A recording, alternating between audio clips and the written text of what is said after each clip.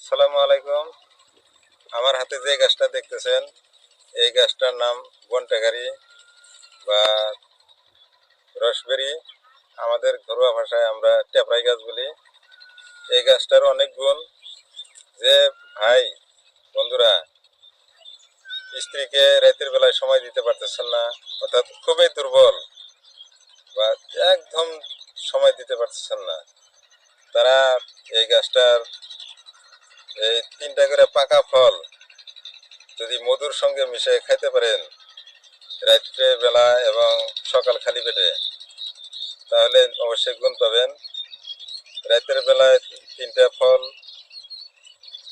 এমনভাবে মধুর সঙ্গে মিশাই থবেন, ওটা সকালে খালি পেটে খাবেন।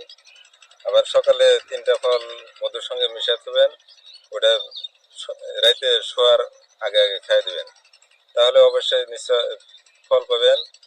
আর এভাবে যদি 7 দিন খাইতে পারেন, তাহলে আপনাদের পূর্ণাঙ্গ শক্তি আবারও ফিরে পাবেন।